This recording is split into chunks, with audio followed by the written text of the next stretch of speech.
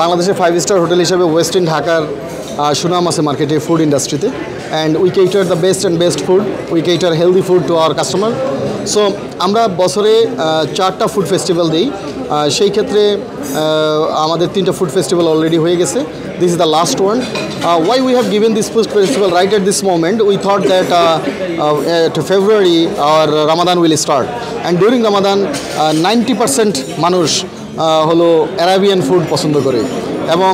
রোজা মানে হলো আমাদের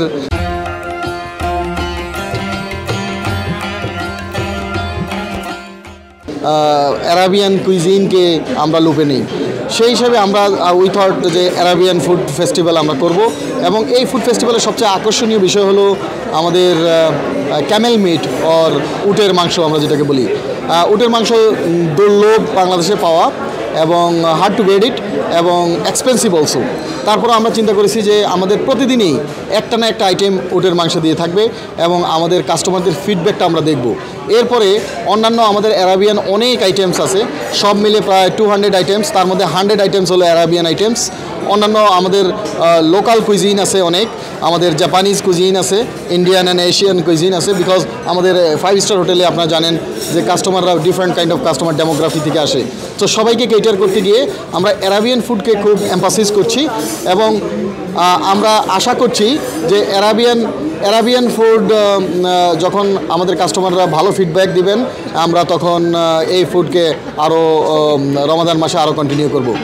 আরেকটা কথা হলো আপনারা জানেন যে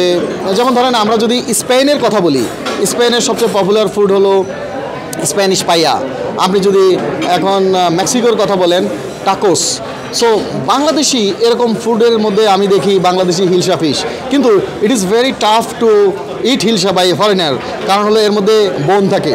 so what we have done আমরা এই বাংলাদেশি কুইজিনকে কিভাবে সারা বিশ্বের কাছে প্রসিদ্ধ করতে পারি সেজন্য আমরা বোনলেস হিলসা করছি আমরা কোপ্তা করছি চিতল মাছের কোপ্তা যেগুলো আমাদের একদম local authentic and the best item to the world so আমরা এইসব আইটেমগুলোকে আমরা কী আপনারা জানেন আমাদের কাস্টমার বেস হলো রুম কাস্টমার ইজ 99% ফরেনার এবং আমাদের ফুড অ্যান্ড বেভারেজে প্রায় 40% ফরেন কাস্টমার থাকে so they are eating this and they will take this taste to their country আপনারা বিশ্বাস করবেন যে এই ফুডের কারণেও কাস্টমার আমাদের দেশে আসে শুধু এই ফুড খাওয়ার জন্য আমরা সামটাইমস বিদেশে যখন যাই আমরা বিদেশে গিয়ে কিন্তু দেখি ওই দেশের সবচেয়ে প্রসিদ্ধ ফুড কোনটা ওই দেশের সবচেয়ে নাম করা ফুড কোনটা সেটা আমরা খাই সো এই যে ফুড ডিপ্লোমেসির একটা পার্ট আজকে আমরা যেমন ওয়েস্টার্ন ঢাকাতে একটা মিডল ইস্টার্ন সিচুয়েশন করেছি বাইরে ক্যামেল দিয়েছি ক্যামেল মিট দিয়েছি we brought up dignitaries and ambassadors of Gulf countries so এইটা টোটাল মেসেজটা হলো যে we will bring their food in this country and they will taste not only their food our food also and someday our food will also travel the border and they will go everywhere in the world